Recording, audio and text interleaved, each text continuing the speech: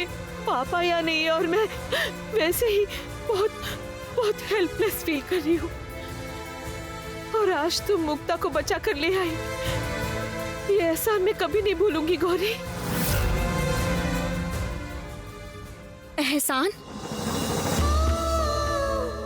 मजली चाची जी, ये क्या कह रही हैं आप? क्या मुक्ता दीदी मेरी कोई नहीं लगती हैं? और इस घर के हर एक इंसान को मैं सच में अपने दिल से अपना मानती हूँ। मैं भी तो इस परिवार का ही एक हिस्सा हूँ। आपके दुख में सुख में अगर मैं साथ नहीं रहूंगी तो कौन रहेगा? मैं बहुत अच्छे से समझ रही हूँ अपनी बेटियों की हालत, बहुत अच्छे से। बहुत उड़ रही है ये। आने तो इनके पापा को, उसके बाद मैं एक साथ ही दोनों की शादी का इंतजाम करती हूँ। इनकी शादी करवा के इस घर से विदा करना होगा। कुछ तो इंतजाम करना ही होगा, नहीं तो ये लोग मनमानी करती रहेंगी। बहुत हो गया है इनका। एक बार ससुराल भेज दिया, उसके बाद इनके ससुराल वाले समझेंगे मुझे अभी झमेला नहीं चाहिए। अरे तुम ये सब क्या कह रही हो मछली? शादी कर दोगी मतलब? मुक्ता क्या अभी शादी की उम्र की है? बिल्कुल सही कह रही हूँ मैं नहीं जानती क्या होगा। मैं बस शादी करवा के इन्हें इस घर से विदा करना चाहती हूँ, बस।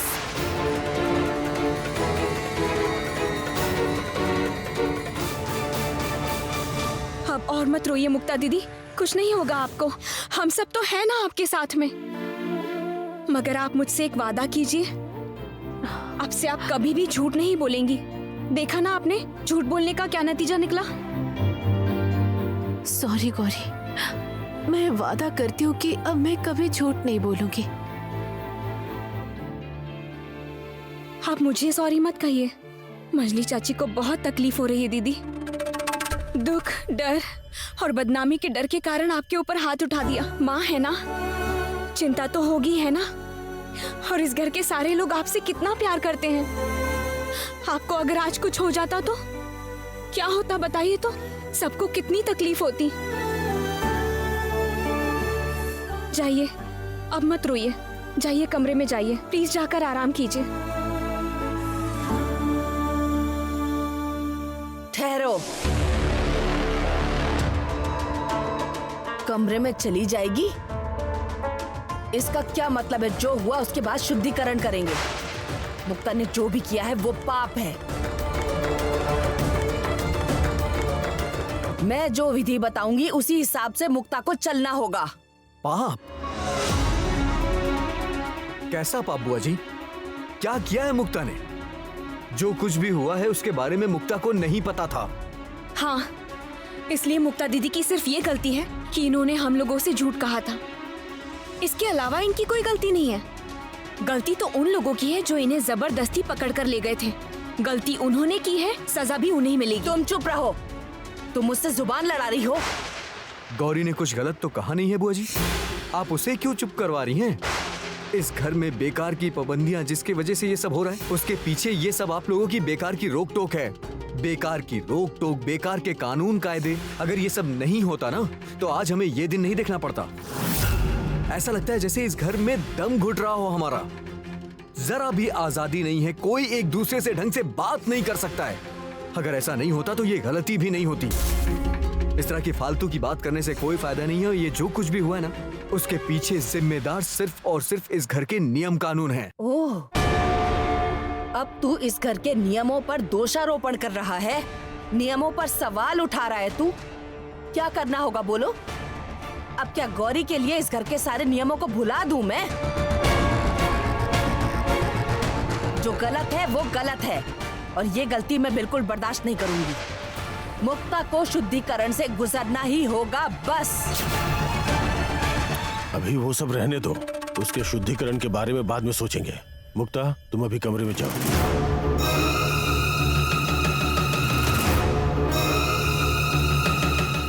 ये क्या हुआ? जो इंसान अपने स्वार्थ के अलावा और कुछ नहीं सोच सकता है, उसने आज शैल की बात काट दी।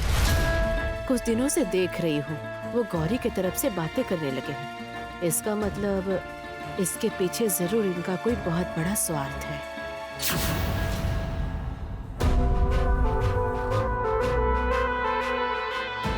इस घर में मेरे नियम नहीं बदल सकते हैं। मेरे नियम अटल हैं। मुक्ता को शुद्धिकरण से गुजरना ही होगा।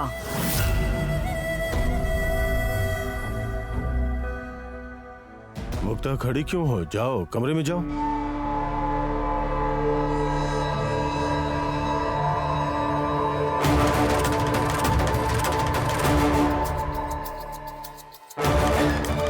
छोटे दादाजी, आप भी कमरे में जाकर आराम कीजिए, मैं चूना हल्दी लेकर आती हूँ।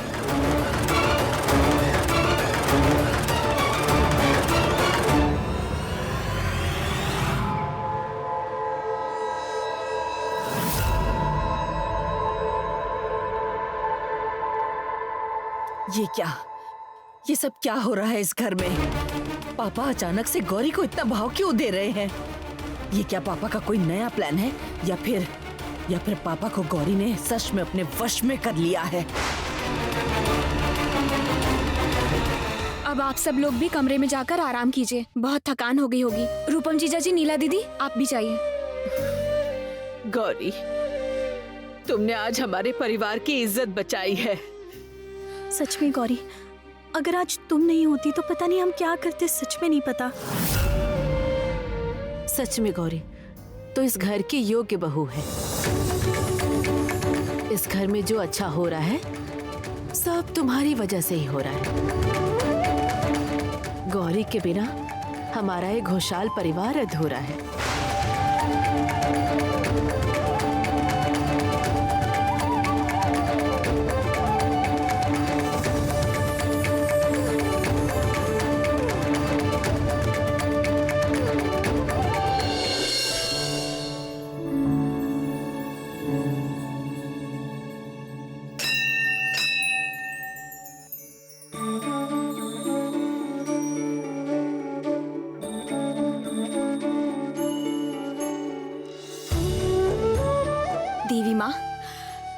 देवी माँ, आज एक बहुत बड़ी अनहोनी होते होते टल गई है माँ, और ये सब आप ही की वजह से हो पाया है माँ।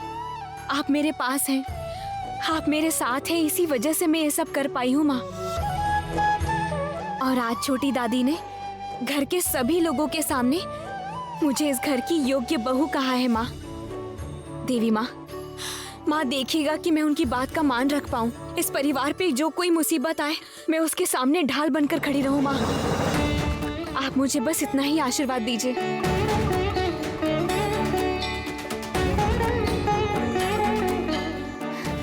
माँ, अब आप सो जाइए, ठीक है? मुझे बहुत सारे काम करने हैं, लेकिन सबसे पहले मुझे छोटे दादाजी के पास जाना है, पैर में चूना हल्दी लगाने के लिए। पता नहीं कैसे उनके पैर में मोच आ गई। बहुत दर्द हो रहा होगा ना, लेकिन चिंता की बात नहीं है, चूना हल्दी लगाने से पैर ठीक हो जाएगा। मैं आती हूँ माँ। हाँ,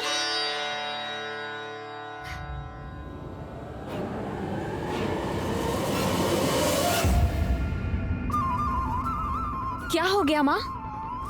आप मुझे रोक क्यों रही हैं?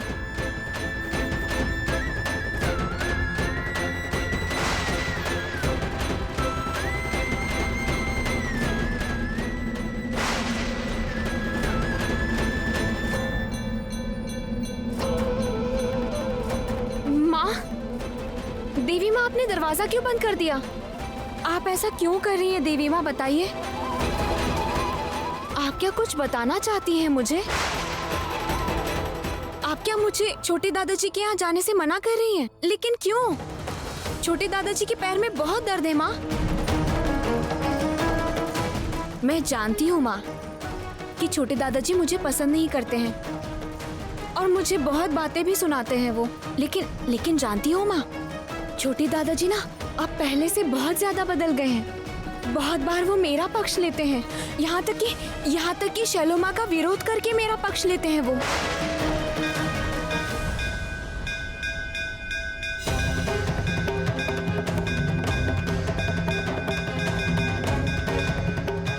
क्या हो गया अब माँ?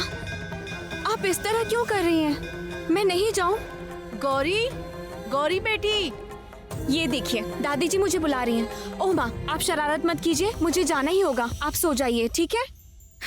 बिल्कुल शरारत मत कीजिएगा, मैं जाती हूँ।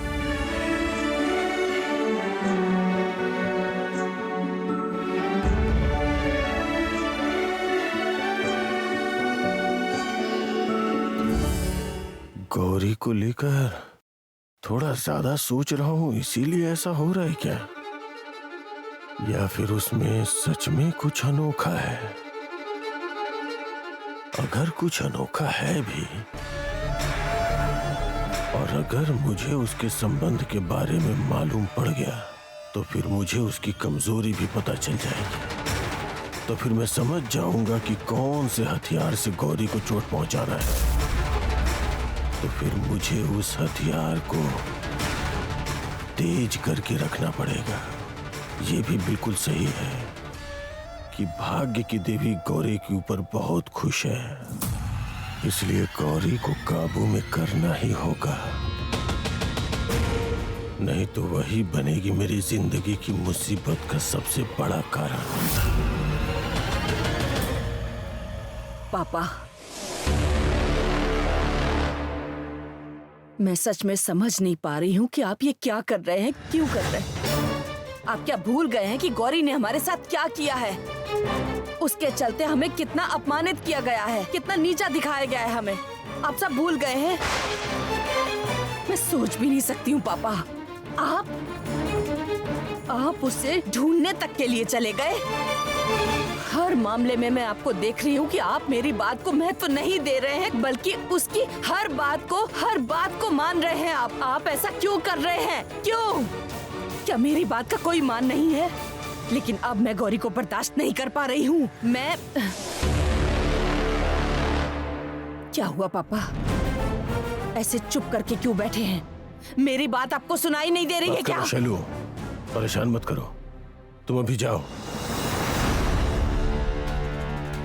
आप किस तरह की बातें कर रहे हैं पापा? मेरा क्या कोई भी मोल नहीं रह गया आपकी नजर में? सिर्फ मेरे पास ही नहीं, किसी के पास भी तुम्हारा कोई मूल्य नहीं रहेगा शैलू। तुम खुद से अपनी इज्जत के साथ खेल रही हो। कितनी बार समझाया है कि कुछ मत बोलो, चुप करके रहो। तुम सुन रही हो मेरी बात? जो मन में आ रहा वही बोले जा रही हो। उसका परिणाम तो तुम्हें भोगना ही पड़ेगा। जिस शैलू माँ के डर से सब थर थर कांपते थे, कुछ ही दिनों में तुम देख लेना, कोई तुम्हारी तरफ मुड़ के भी नहीं देखेगा। पापा, आप ये किस तरह की बातें कर रहे हैं मेरे साथ?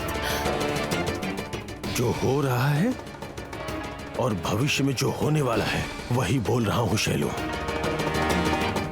याद करो, दुर्योधन ने कितनी बार अपने रास्ते के कांटे पांडवों को हटाने की कोशिश की। वनवास, अज्ञातवास, लक्षगृह, उसने कितनी कोशिश की पांडवों का नाश करने के लिए। कर पाया क्या? नहीं कर पाया, बल्कि उल्टे उसका ही विनाश हो गया, क्योंकि वही सब होने वाला था। मैं अपनी आंखों के सामने वो सब देख रहा हूँ शैलू। छोटे दादाजी, मैं आ जाऊं?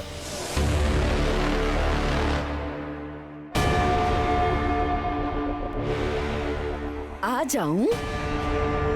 क्या बात क्या है बताओ? तमीज नाम की कोई चीज नहीं है तुम्हारे अंदर क्या गौरी? दिखाई नहीं दे रहा कि मैं और पापा बात कर रहे हैं? क्या चाहिए तुम्हें, बोलो। मैं छोटे दादाजी के पैर में चूना हल्दी लगाने आई थी। उनके पैर में मोच आ गई थी। रहने दो, ये सब नौटंकी मत करो गौरी। तुमसे किसी ने कहा है क्या ये सब करने के लिए? नहीं ना? जाओ, मुझे पापा के साथ बात करनी है। मैं ज्यादा समय नहीं लूंगी शैलो माँ। दादाजी के पैर में मोच आई है, उन्हें दर्द हो रहा होगा। मैं जैसे ये लगा दूंगी उन्हें आराम मिलेगा। तुम्हें क्या साफ साफ शब्दों में समझ नहीं आता है गौरी? तुमसे कहा है ना कि तुम जाओ, जाओ यहाँ से। नहीं।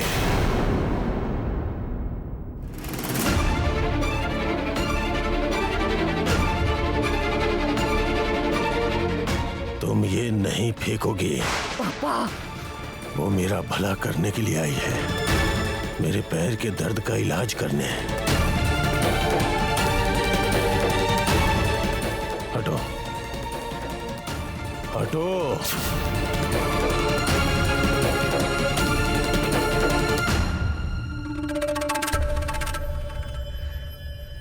आओ गौरी।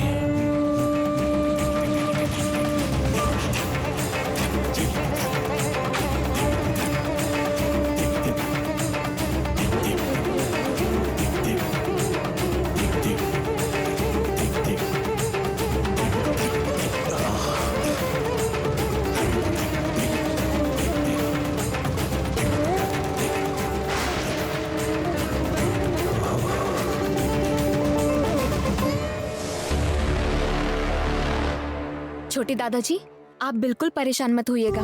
देखिएगा कल सुबह तक आपका पैर बिल्कुल ठीक हो जाएगा। और हो सके तो आज रात में बिल्कुल चलना फिरना मत कीजिएगा, ठीक है? ठीक है, तुम जो कह रही हो वही होगा। नहीं, ये नहीं हो सकता। गौरी एक एक करके सब कुछ मुझसे छीन नहीं सकती, कभी नहीं।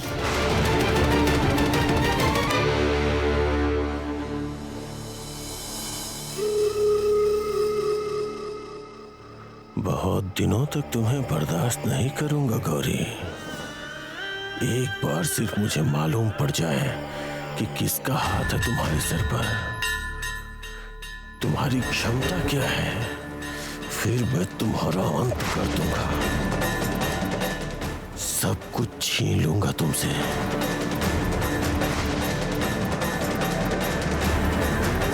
नहीं तो मेरा नाम रसोमय घोषाल नहीं। अच्छा भाई, क्या तुमने पहले भी गौरी को इस रूप में देखा है? I mean, इतना अग्रेसिव? नहीं मतलब गांव की शांत स्वभाव की एक रोने धोने वाली लड़की अचानक से कोई जादू हुआ और वो बदल गई, है ना? हाँ बिल्कुल ऐसा ही लगा। मैंने इससे पहले भी गौरी को इस रूप में कई बार देखा है। सीरियसली? हाँ, एक बार गांव में एक बेजुबान जानवर के बच्चे को गांव वाले बलि देना चाह रहे थे। उसे बचाने के लिए गौरी ने वहां पर बहुत बड़ा तांडव किया था। और वो लोग जो बच्चों को किडनैप करके उनसे भीख मंगवाते थे, हाँ हाँ हाँ, वहां पर भी गौरी ने इसी तरह का तांडव किया था। अगर मैंने अपनी आंखों से नहीं देखा होता तो मैं बिल्कुल विश्वास नहीं कर सकता कि गौरी ऐसा भी कर सकती। एग्जैक्टली। उसे देखकर लगा कि वो गौरी ये गौरी नहीं है। गौरी गुस्से में आती है तो अपने आपे में नहीं रहती। लेकिन एक बात मैं कब से सोच रहा हूँ कि मुक्ता कहाँ है, ये बात गौरी को कैसे पता चली? एग्जैक्टली। अरे नीला दीदी, आप लोग अब तक सोई नहीं? अभी तो बहुत रात हो चुकी है। क्या हुआ? आप लोग इस तरह घूर क्यों रहे हैं? हाँ, अरे कुछ नहीं। अच्छा गौरी, एक बात बताओगी हमें? शान भी एक सवाल से परेशान है और हम दोनों भी उसी सवाल से परेशान है कि मुक्ता मुसीबत में फंस गई है। ये बात तुम्हें आखिर पता कैसे चली? अरे वाह, पता क्यों नहीं होगा? देवी माँ मुझे सुबह से ही बार बार ये बताने की कोशिश कर रही थी, इशारा दे रही थी कि कोई मुसीबत आने वाली है।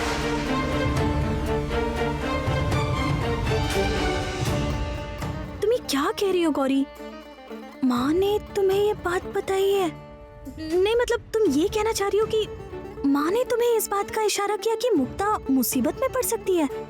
हाँ नीला दीदी, और इसी वजह से सुबह से मेरे मन में बहुत बेचैनी हो रही थी। मेरा मन कह रहा है मुक्ता दीदी जरूर कुछ छुपा रही हैं देवी माँ।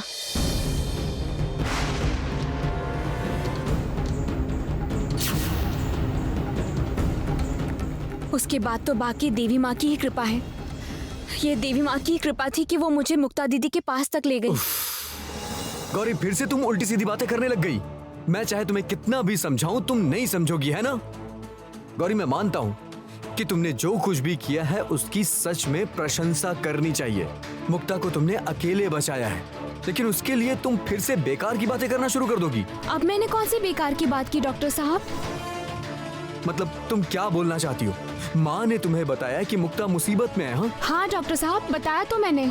और सिर्फ इतना नहीं, मुक्ता दीदी को जब वो लड़के गाड़ी में उठाकर ले जा रहे थे तब मुझे समझ में नहीं आ रहा था कि मैं क्या करूं। मैं कुछ भी समझ नहीं पा रही थी। और तभी देवी माँ ने अपने हाथों से मुझे अपना खड़क दे दिया।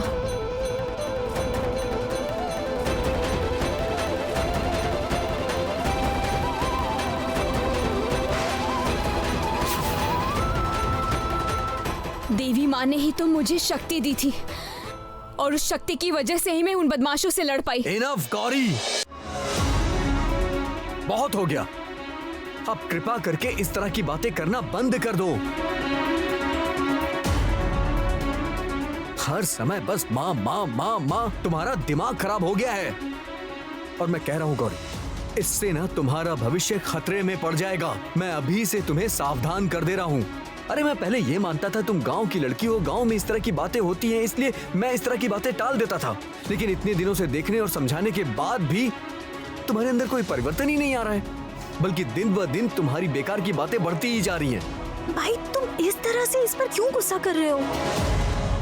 आप मेरी बात पर विश्वास क्यों नहीं कर रहे हैं डॉक्टर साहब? मैं क्या आपसे झूठ बोल रही हूँ? देवी माँ ने मुझे जैसा कहा मैंने तो वैसा ही किया। फिर से वही बात, तुम अपना मुंह बंद करो। सुनो गौरी, थोड़ा ना दिमाग लगाकर बातें किया करो। इस गलतफहमी से बाहर आओ।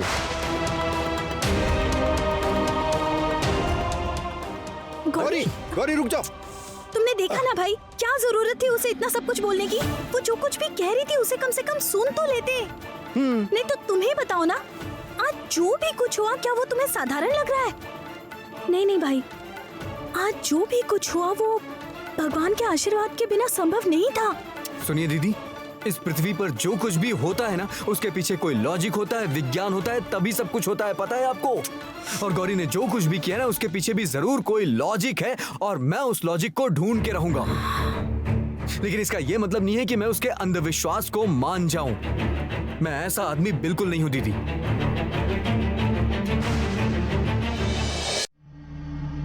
कौन कौन है? इतनी रात गए मंदिर में कौन है?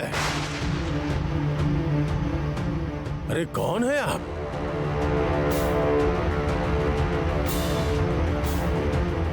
कौन?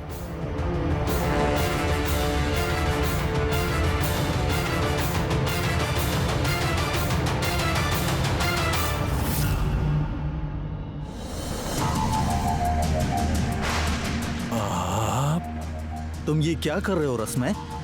मेरे द्वारा प्रतिष्ठित घूंघट काली मंदिर, जिसका वंश परंपरा के अनुसार दायित्व तुम्हारा है, उसे लेकर हंसी खेल कर रहे हो?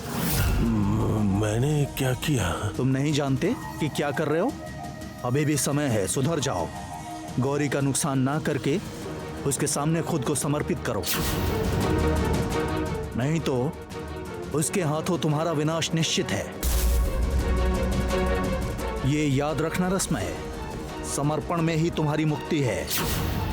गौरी जान नहीं पाए वो कौन है? महसूस करो, अपनी अंतरात्मा से महसूस करो, नहीं तो तुम मरोगे।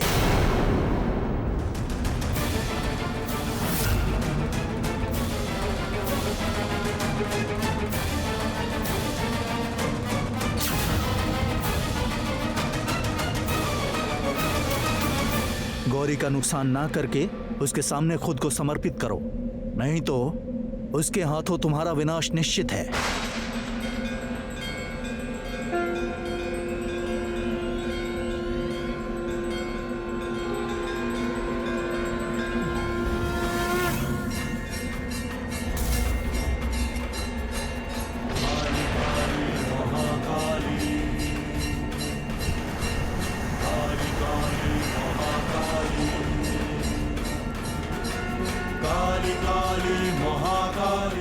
उसके हाथों तुम्हारा विनाश निश्चित है। नहीं, मत मारो, मुझे मत मारो, मुझे माफ कर दो।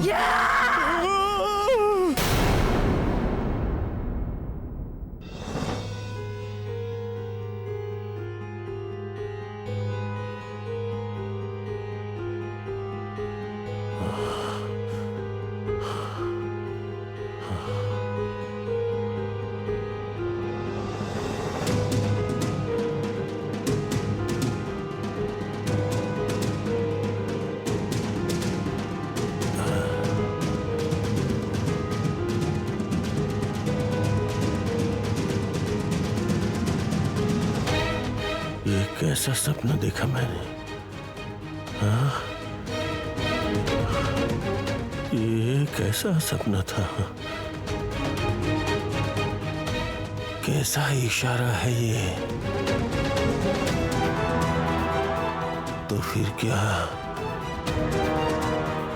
गौरी सच में?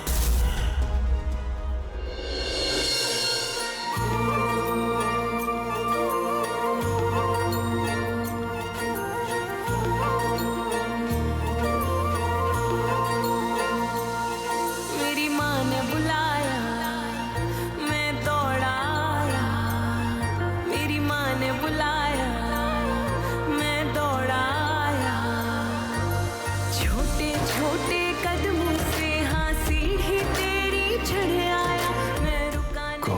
भजन गा रही है। ओह, आज तो मोहल्ला है। पृथ्वी पक्ष की समाप्ति के बाद मातृ पक्ष के आगमन की शुरुआत, और आज ही मैंने अपने पूर्वज और माँ को सपनों में देखा।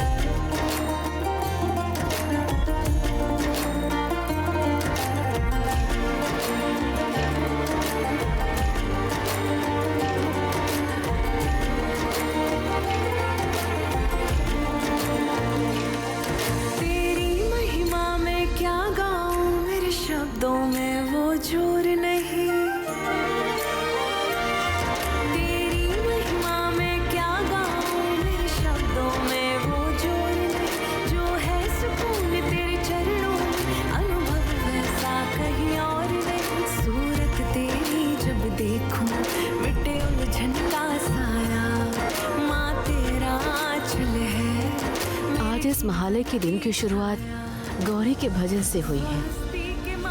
बहुत अच्छी बात है, उसके द्वारा ही आज के शुभ की शुरुआत हुई है। दिन भी मेरे बदल गए, मैंने आँखों से देखा है। दिन भी मेरे बदल गए, मैंने आँखों से देखा है। ये क्या, आप सब लोग यहाँ आ भी गए? और कर भी क्या सकते थे गौरी? तुम्हारे भजन की आवाज से इस घर के लोग ज्यादा देर तक सो सकते हैं क्या?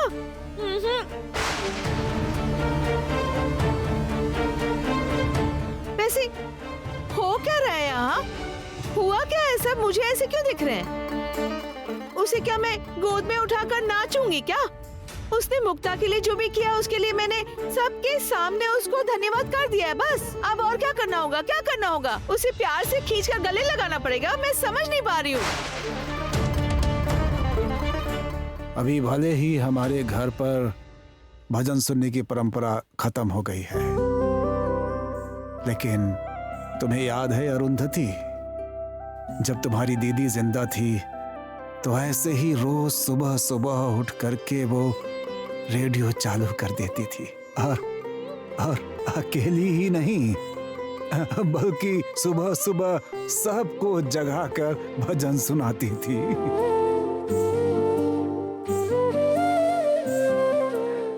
सच में उन दिनों की बातें बहुत याद आती हैं आज। हाँ भैया, महालय का मतलब है त्योहार की शुरुआत।